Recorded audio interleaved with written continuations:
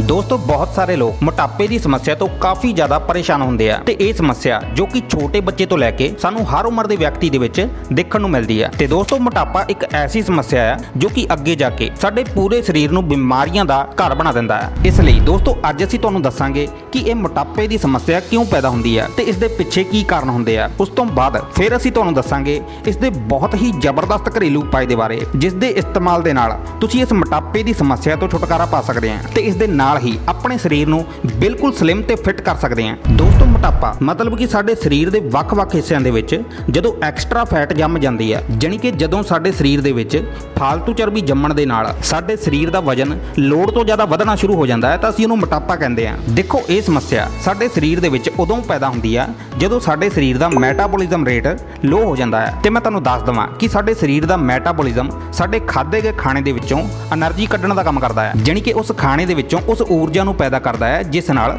ਸਾਡਾ ਸਰੀਰ ਕੰਮ ਕਰਦਾ ਹੈ। ਮਤਲਬ ਕਿ ਜੋ ਅਸੀਂ ਚੱਲਦੇ ਫਿਰਦੇ ਆਂ, ਸੋਚਦੇ ਆਂ ਜਾਂ ਫਿਰ ਕਿਸੇ ਵੀ ਕੰਮ ਨੂੰ ਕਰਦੇ ਆਂ ਤਾਂ ਦੋਸਤੋ ਇਹ ਤਾਕਤ ਸਾਨੂੰ ਮੈਟਾਬੋਲਿਜ਼ਮ ਦੇ ਥਰੂ ਹੀ ਮਿਲਦੀ ਹੈ। ਤੇ ਜਦੋਂ ਸਾਡੇ ਸਰੀਰ ਦਾ ਮੈਟਾਬੋਲਿਜ਼ਮ ਰੇਟ ਲੋ ਹੁੰਦਾ ਹੈ ਤਾਂ ਉਸ ਨਾਲ ਖਾਣੇ ਦੇ ਵਿੱਚੋਂ ਸਾਡੇ ਸਰੀਰ ਨੂੰ એનર્ਜੀ ਮਿਲਣ ਦੀ ਬਜਾਏ ਉਹ ਫੈਟ ਦੇ ਵਿੱਚ ਤਬਦੀਲ ਹੋ ਕੇ ਸਾਡੇ ਸਰੀਰ ਦੇ ਵਿੱਚ ਜੰਮਣ ਲੱਗ ਜਾਂਦੀ ਹੈ, ਜਿਸ ਕਾਰਨ ਇਹ ਮੋਟਾਪੇ ਦੀ ਸਮੱਸਿਆ ਸ਼ੁਰੂ ਹੁੰਦੀ ਹੈ। ਦੋਸਤੋ ਇਸ ਦੇ ਬਹੁਤ ਸਾਰੇ ਕਾਰਨ ਹੁੰਦੇ ਆ। ਦੇਖੋ ਜਿਵੇਂ ਕਿ ਸਰੀਰ ਦੇ ਵਿੱਚ ਗਲੂਕੋਜ਼ ਦੀ ਮਾਤਰਾ ਵਧਣ ਦੇ ਨਾਲ, ਇਸ ਤੋਂ ਇਲਾਵਾ ਜ਼ਿਆਦਾਤਰ ਲੇਡੀਜ਼ ਨੂੰ ਡਿਲੀਵਰੀ ਤੋਂ ਬਾਅਦ ਗਲੂਕੋਜ਼ ਲੱਗਣ ਦੇ ਨਾਲ ਜਾਂ ਫਿਰ ਹਾਰਮੋਨ ਚੇਂਜਸ ਦੇ ਕਾਰਨ ਵੀ ਇਹ ਸਮੱਸਿਆ ਸ਼ੁਰੂ ਹੁੰਦੀ ਹੈ। ਦੇਖੋ ਇਹ ਸਮੱਸਿਆ ਹੈਰੀਡਿਟੀ ਵੀ ਹੋ ਸਕਦੀ ਆ, ਮਤਲਬ ਕਿ ਪੀੜ੍ਹੀ ਦਰ ਪੀੜ੍ਹੀ, ਜਿਵੇਂ ਕਿ ਕਈਆਂ ਦੇ ਮਾਂ-ਬਾਪ ਵੀ ਮੋਟੇ ਹੁੰਦੇ ਆ ਤੇ ਅੱਗੋਂ ਉਹਨਾਂ ਦੇ ਬੱਚਿਆਂ ਦੇ ਵਿੱਚ ਵੀ ਇਹੀ ਮੋਟਾਪੇ ਦੀ ਸਮੱਸਿਆ ਹੋ ਜਾਂਦੀ ਹੈ। ਇਸ ਤੋਂ ਇਲਾਵਾ ਜੋ ਲੋਕ ਸਿਟਿੰਗ ਜੌਬ ਕਰਦੇ ਆ, ਦੇਖੋ ਇੱਕੋ ਜਗ੍ਹਾ ਬੈਠੇ ਰਹਿਣ ਦੇ ਨਾਲ ਵੀ ਇਹ ਸਮੱਸਿਆ ਪੈਦਾ ਹੁੰਦੀ ਹੈ। ਜ਼ਿਆਦਾ ਕੈਲਰੀ, ਫਾਸਟ ਫੂਡ, ਆਇਲੀ ਚੀਜ਼ਾਂ, ਕੋਲਡ ਡਰਿੰਕ, ਸੋਡਾ ਖਾਣ ਪੀਣ ਦੇ ਕਾਰਨ ਵੀ ਸਾਡੇ ਸਰੀਰ ਦੇ ਵਿੱਚ ਮੋਟਾਪਾ ਪੈਦਾ ਹੁੰਦਾ ਹੈ। ਕਈ ਲੋਕਾਂ ਨੂੰ ਇਹ ਸਮੱਸਿਆ ਥਾਇਰਾਇਡ ਦੇ ਕਾਰਨ ਜਾਂ ਫਿਰ ਜ਼ਿਆਦਾ ਲੰਬੇ ਸਮੇਂ ਤੋਂ ਕੈਮੀਕਲ ਵਾਲੀਆਂ ਦਵਾਈਆਂ ਖਾਣ ਦੇ ਕਾਰਨ,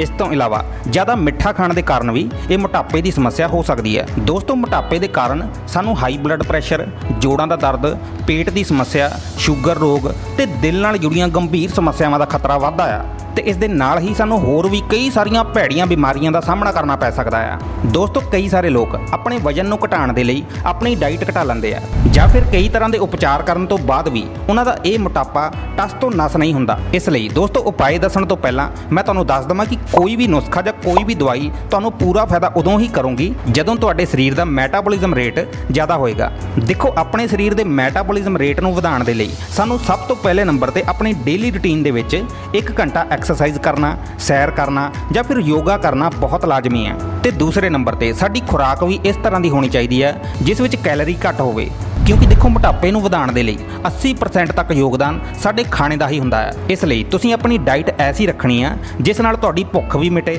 ਤੇ ਤੁਹਾਡਾ ਵਜ਼ਨ ਵੀ ਨਾ ਵਧੇ। ਮਤਲਬ ਕਿ ਦੋਸਤੋ ਜੇਕਰ ਤੁਹਾਨੂੰ 4 ਰੋਟੀਆਂ ਦੀ ਭੁੱਖ ਆ ਤਾਂ ਤੁਸੀਂ 2 ਰੋਟੀਆਂ ਹੀ ਖਾਣੀਆਂ ਆ ਤੇ ਬਾਕੀ ਆਪਣਾ ਢਿੱਡ ਤੁਸੀਂ ਸਲਾਦ ਨਾਲ ਹੀ ਭਰਨਾ ਹੈ। ਦੇਖੋ ਇਹ ਤਾਂ ਸੀ ਕੁਝ ਖਾਸ ਗੱਲਾਂ ਜਿਨ੍ਹਾਂ ਨੂੰ ਆਪਣੀ ਡੇਲੀ ਰੂਟੀਨ ਦੇ ਵਿੱਚ ਅਸੀਂ ਅਪਲਾਈ ਕਰਕੇ ਮੋਟਾਪੇ ਨੂੰ ਕੰਟਰੋਲ ਕਰ ਸਕਦੇ ਹਾਂ। ਦੋਸਤੋ ਹੁਣ ਅਸੀਂ ਤੁਹਾਨੂੰ ਇਸ ਦੇ ਕੁਝ ਜ਼ਬਰਦਸਤ ਉਪਾਅ ਦੇ ਬਾਰੇ ਦੱਸਦੇ ਹਾਂ ਜਿਸ ਦਾ ਪ੍ਰਯੋਗ ਕਰਕੇ ਤੁਸੀਂ ਆਪਣੇ ਸਰੀਰ ਦੀ ਫਾਲਤੂ ਚਰਬੀ ਨੂੰ ਮੱਖਣ ਦੀ ਤਰ੍ਹਾਂ ਪਿਘਲਾ ਕੇ ਆਪਣੇ ਆਪ ਨੂੰ ਸਲਿਮ ਤੇ ਫਿੱਟ ਕਰ ਸਕਦੇ ਆ। ਤਾਂ ਦੇਖੋ ਜੋ ਸਭ ਤੋਂ ਪਹਿਲਾ ਉਪਾਅ ਹੈ ਉਹ ਹੈ ਅਸ਼ਵਗੰਧਾ ਦਾ ਪੱਤਾ। ਦੋਸਤੋ ਅਸ਼ਵਗੰਧਾ ਇੱਕ ਬਹੁਤ ਹੀ ਚਮਤਕਾਰੀ ਪੌਦਾ ਆ, ਜਿੱਥੇ ਇਸ ਦੀ ਜੜ ਦਾ ਇਸਤੇਮਾਲ ਭਾਰ ਵਧਾਉਣ ਦੇ ਲਈ ਕੀਤਾ ਜਾਂਦਾ ਹੈ। ਦੇਖੋ ਉੱਥੇ ਹੀ ਇਸ ਦੇ ਪੱਤੇ ਸਾਡੇ ਸਰੀਰ ਦਾ ਵਜ਼ਨ ਘਟਾਉਣ ਦੇ ਲਈ ਇੱਕ ਚਮਤਕਾਰੀ ਔਸ਼ਧੀ ਦਾ ਕੰਮ ਕਰਦੇ ਆ। ਦੋਸਤੋ ਜੇਕਰ ਤੁਸੀਂ ਰੋਜ਼ਾਨਾ ਸਵੇਰੇ ਖਾਲੀ ਪੇਟ ਅਸ਼ਵਗੰਧਾ ਦੇ 1 ਤੋਂ 2 ਪੱਤੇ ਨੂੰ ਚੰਗੀ ਤਰ੍ਹਾਂ ਚਬਾ ਕੇ ਖਾਂਦੇ ਆ ਤੇ ਮਗਰੋਂ 1 ਗਲਾਸ ਕੋਸੇ ਪਾਣੀ ਦਾ ਪੀਂਦੇ ਆ ਤਾਂ ਇਹ ਸਾਡੇ ਸਰੀਰ ਦੀ ਫਾਲਤੂ ਚਰਬੀ ਦਾ ਨਾਸ਼ ਕਰਦਾ ਹੈ। ਦੋਸਤੋ ਇਸ ਗੱਲ ਦਾ ਤੁਸੀਂ ਖਾਸ ਧਿਆਨ ਰੱਖਣਾ ਕਿ ਤੁਸੀਂ ਇਸ ਦੇ 2 ਪੱਤਿਆਂ ਦਾ ਸੇਵਨ ਦਿਨ ਦੇ ਵਿੱਚ 1 ਵਾਰ ਹੀ ਕਰਨਾ ਹੈ।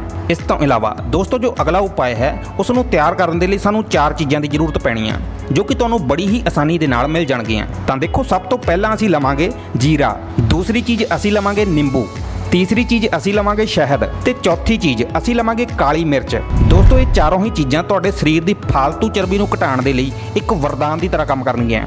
ਦੇਖੋ ਹੁਣ ਤੁਸੀਂ ਕੀ ਕਰਨਾ ਹੈ। ਸਭ ਤੋਂ ਪਹਿਲਾਂ ਤੁਸੀਂ ਅੱਧੇ ਚਮਚ ਦੀ ਮਾਤਰਾ ਦੇ ਵਿੱਚ ਜੀਰਾ ਲੈਣਾ ਹੈ ਤੇ ਇਸ ਨੂੰ ਰਾਤ ਨੂੰ 1 ਗਲਾਸ ਪਾਣੀ ਦੇ ਵਿੱਚ ਭਿਓਂ ਕੇ ਰੱਖ ਦੇਣਾ ਹੈ। ਉਸ ਤੋਂ ਬਾਅਦ ਸਵੇਰੇ ਉੱਠ ਕੇ ਤੁਸੀਂ ਇਸ ਪਾਣੀ ਨੂੰ ਜੀਰੇ ਸਮੇਤ ਉਬਾਲ ਕੇ ਇਸ ਨੂੰ ਛਾਣ ਲੈਣਾ ਹੈ। ਉਸ ਤੋਂ ਬਾਅਦ ਹੁਣ ਤੁਸੀਂ ਇਸ ਜੀਰੇ ਵਾਲੇ ਪਾਣੀ ਦੇ 1 ਗਲਾਸ ਦੇ ਵਿੱਚ ਅੱਧੇ ਚਮਚ ਦੀ ਮਾਤਰਾ ਦੇ ਵਿੱਚ ਸ਼ਹਿਦ ਪਾਣਾ ਹੈ ਤੇ ਇਸ ਦੇ ਨਾਲ ਹੀ ਅੱਧਾ ਨਿੰਬੂ ਨਿਚੋੜ ਕੇ ਇਸ ਨੂੰ ਚੰਗੀ ਤਰ੍ਹਾਂ ਮਿਕਸ ਕਰ ਲੈਣਾ ਹੈ।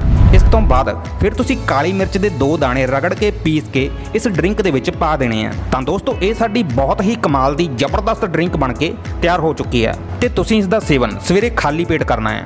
ਦੋਸਤੋ ਇਹ ਨੁਸਖਾ ਸਾਨੂੰ ਪੇਟ ਦੀਆਂ ਸਮੱਸਿਆਵਾਂ ਤੋਂ ਛੁਟਕਾਰਾ ਦਿਵਾਉਣ ਦੇ ਵਿੱਚ ਵੀ ਬਹੁਤ ਮਦਦ ਕਰਦਾ ਹੈ। ਦੋਸਤੋ ਇਹਨਾਂ ਨੁਸਖਿਆਂ ਦਾ ਸਭ ਤੋਂ ਪਹਿਲਾ ਫਾਇਦਾ ਸਾਨੂੰ ਇਹ ਹੋਣਾ ਹੈ ਕਿ ਇਹ ਸਾਡੇ ਸਰੀਰ ਦੇ ਵਜਨ ਨੂੰ ਘਟਾਉਣ ਦੇ ਨਾਲ-ਨਾਲ ਸਰੀਰ ਵਿੱਚ ਕਮਜ਼ੋਰੀ ਤੇ ਸਰੀਰ ਉੱਤੇ ਰਿੰਕਲ ਦੀ ਸਮੱਸਿਆ ਬਿਲਕੁਲ ਨਹੀਂ ਆਉਣ ਦਊਗਾ, ਬਲਕਿ ਇਸ ਨੂੰ ਲੈਣ ਦੇ ਨਾਲ ਤੁਹਾਡੇ ਚਿਹਰੇ ਤੇ ਚਮਕ ਹੋਏਗੀ ਤੇ ਸਰੀਰ ਵਿੱਚ ਤਾਕਤ ਮਿਲੂਗੀ। ਤੁਸੀਂ ਇਹਨਾਂ ਦੋਨਾਂ ਨੁਸਖਿਆਂ ਦੇ ਵਿੱਚੋਂ ਕੋਈ ਵੀ ਇੱਕ ਨੁਸਖਾ ਇਸਤੇਮਾਲ ਕਰ ਸਕਦੇ ਆ। ਪਰ ਦੋਸਤੋ ਇਸ ਉਪਾਅ ਦੇ ਨਾਲ-ਨਾਲ ਰੋਜ਼ਾਨਾ 1 ਘੰਟਾ ਸੈਰ ਕਰਨਾ ਜਾਂ ਫਿਰ ਯੋਗਾ ਕਰਨਾ ਜਾਂ ਫਿਰ ਕਸਰਤ ਕਰਨਾ ਬਹੁਤ ਲਾਜ਼ਮੀ ਹੈ। ਤਾਂ ਦੋਸਤੋ ਅੱਜ ਦੇ ਲਈ ਇੰਨਾ ਹੀ। ਉਮੀਦ ਹੈ ਕਿ ਤੁਹਾਨੂੰ ਇਹ ਜਾਣਕਾਰੀ ਵਧੀਆ ਲੱਗੀ ਹੋਵੇਗੀ। ਤੁਸੀਂ ਹਮੇਸ਼ਾ ਫਿੱਟ ਰਹੋ, ਤੰਦਰੁਸਤ ਰਹੋ, ਇਹੀ ਅਸੀਂ ਚਾਹੁੰਦੇ ਹਾਂ।